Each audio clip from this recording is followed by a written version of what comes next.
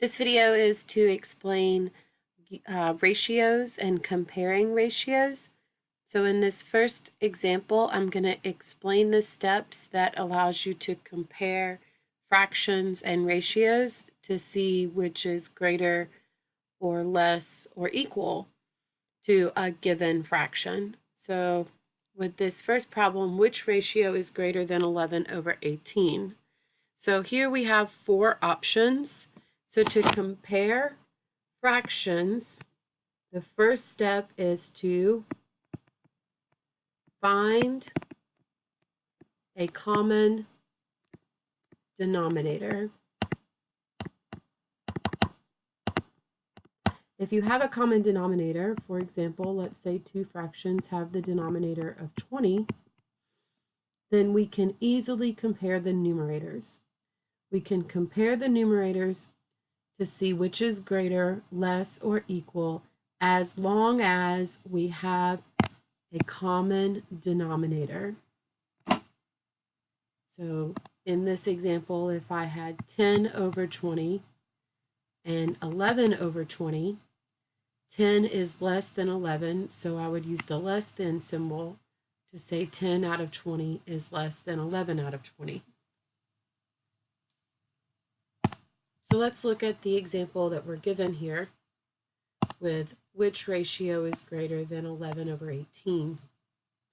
So my first fraction or ratio is 22 out of 36. I can either divide 22 and 36 by 2 to get 11 over 36 divided by 2 is 18. Or I could start with 11, 18 and multiply 11 and 18 by 2 to get 22 over 36.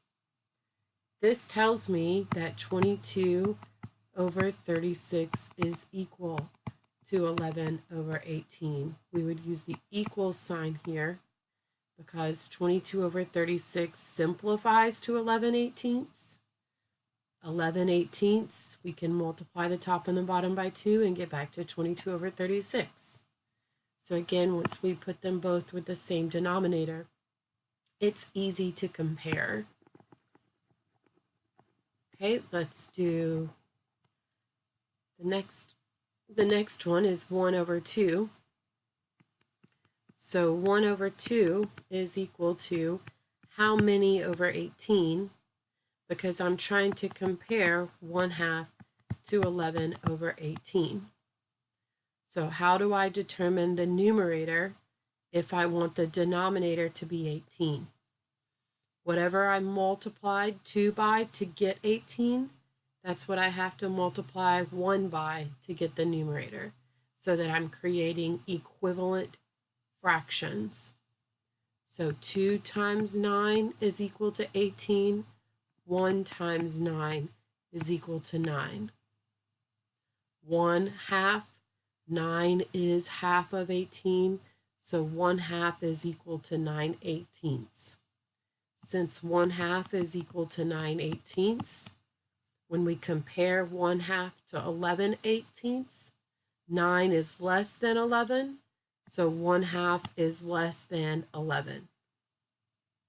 So that fraction is not greater than, that fraction is less than. So 1/2 is less than 9/18. 22 over 36 was equal. And again, the steps necessary to compare fractions: find a common denominator. Okay, let's do another example. We have 5/9.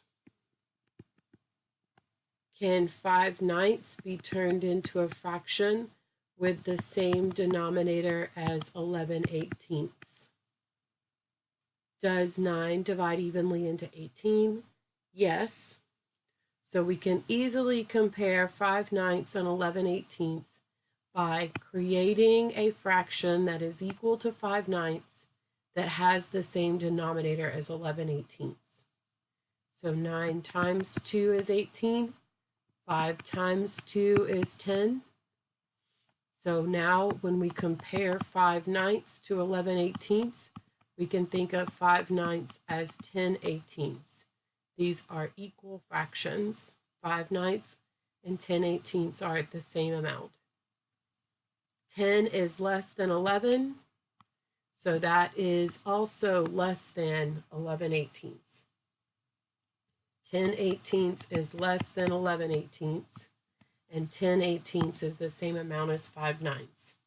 We just changed it into a fraction with the same denominator so that we could compare them. Let's do the last one, 2/3. What denominator do we want 2/3 to have so that we can easily compare it to 11/18?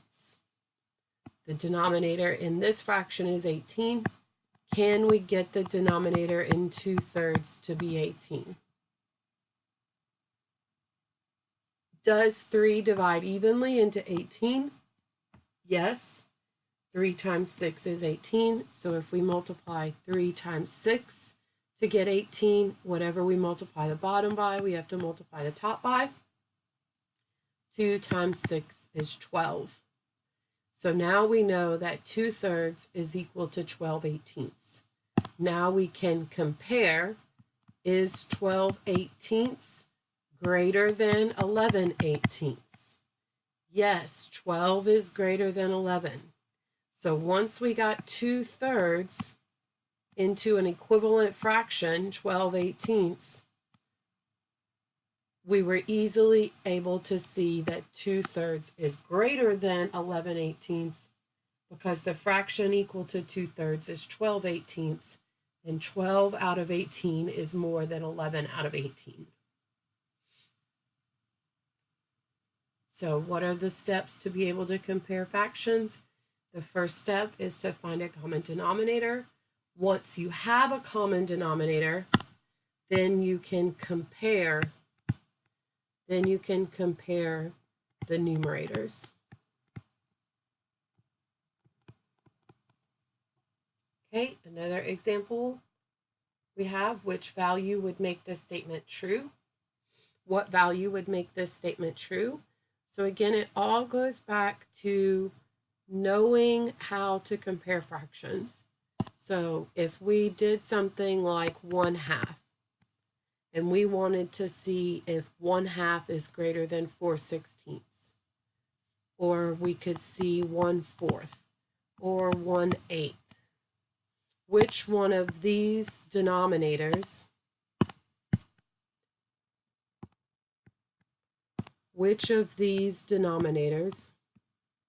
2, 4, or 8, would make this statement true? Well, let's come up with a common denominator so that we can compare each fraction to 4/16. So let's make each one of them have a denominator of 16. So here, 8 times 2 is 16. 1 times 2 is 2. To do this fraction, 1/4, we're multiplying 4 times 4 to get 16. So 1 times 4 is 4. To do 1/2, we're multiplying 2 times 8 to get 16. So 1 times 8 is 8. We're looking for this symbol means greater than. This symbol means less than. You can always identify the less than symbol because it opens the same way the letter L does. L for less than. So less than opens that way. We're looking for what is greater than 4/16. So now compare 8/16 to 4/16. 8 is bigger than 4. 4 is the same as 4. So this one would be equal. 2 is less than 4. So this one would be less than. So which denominator did we use?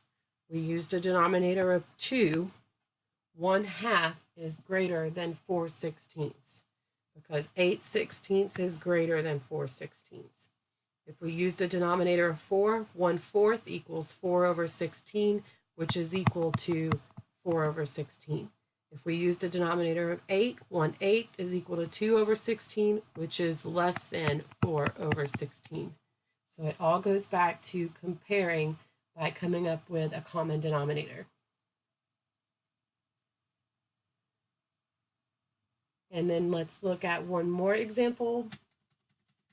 The ratio of carrots to cucumbers must remain constant. Here are some possible combinations. If only whole numbers of vegetables can be used, what is the fewest number of vegetables used to make this salad? So if we take each one of these ratios of carrots to cucumbers, and we're looking for the least amount, then we would simplify the ratio as much as possible. So carrots to cucumbers, 3/9 simplifies. They're both divisible by 3, so we could simplify that to 1/3. 4/12 are both divisible by 4, so that simplifies to 1/3. 6/18 are both divisible by 6, so that simplifies to 1/3. Same with 7/21, that simplifies to 1/3, which means the least amount of whole vegetables would be 1 carrot and 3 cucumbers. So 1 carrot and 3 cucumbers would be 4 vegetables in all.